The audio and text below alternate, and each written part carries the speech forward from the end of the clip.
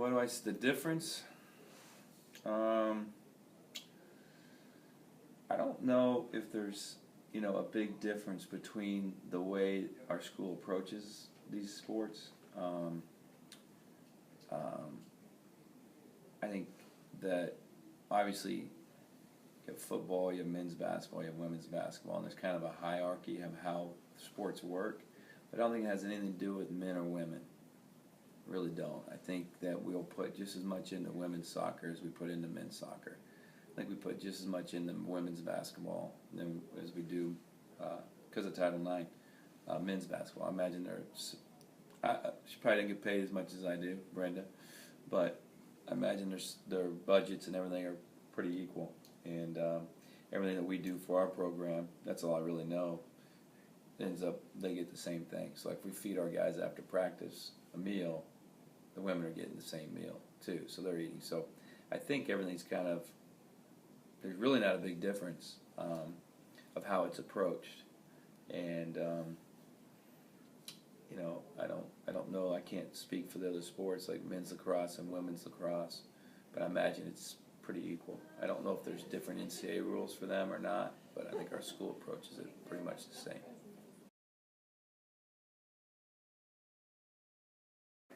I just think it's just kind of the way it was started 100 years ago, and it takes time for that to change. I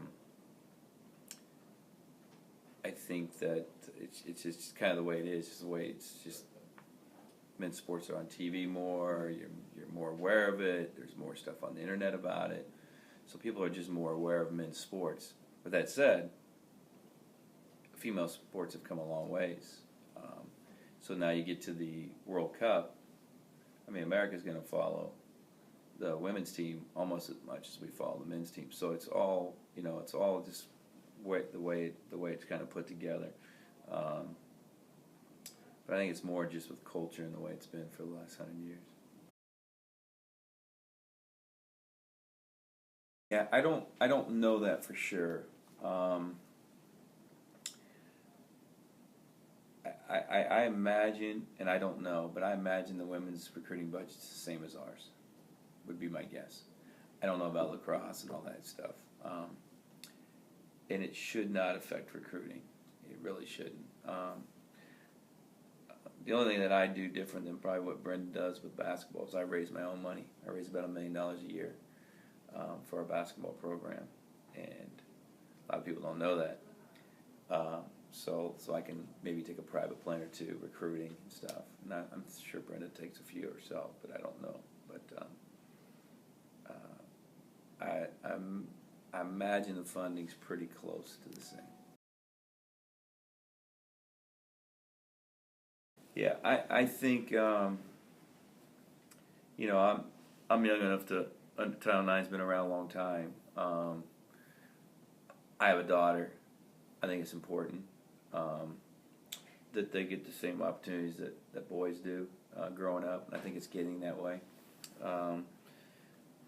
Even if the popularity's not there, even the WNBA now doesn't pay what the NBA does, but it's still a league that the NBA helped fund, and so it is what it is, and it's what we need to have. We need to have it, but it does have a huge effect in collegiate sports, and so if my budget's this, then the women's budget has to be this. When I was at Jacksonville State, I wanted to get a new locker room. I said, well, if I get a new locker room, I got to raise money for the women's locker room too. So, so therefore, it's harder to fund things. We had to, obviously, in the last few years, drop a few sports. We had 27 sports, which is too many. It's easy for me to say I wasn't one to coach one of those teams, but we had to cut it back. And a lot of it's, the old days, you just didn't have a lot of women's sports, so it was a little bit easier to fund. Now you have them, so it's a little bit tougher to fund those. And the women's soccer team has to go to Indiana, just like the men's basketball team has to go, and that's not it's not cheap, to do. So I think Title IX and what it's done is it's made it a little bit more difficult to fund, where Maryland's budget might have been 35 million for all sports. It might be 58 million now to fund all sports. So, and then life's gotten more expensive too. Very true. How's it impacted campus? I think our students love our women's teams, whether it's lacrosse or soccer or women's basketball. I'm trying to think of other sports that are very successful. Field hockey. I think they all have their own following. So I think it's, each person likes what they like, and it gives a young man or female on campus, if they want to go to a field hockey game, they have the opportunity to do that. So I think it's made a nice impact. I think it helps get the students involved with a lot of our athletics.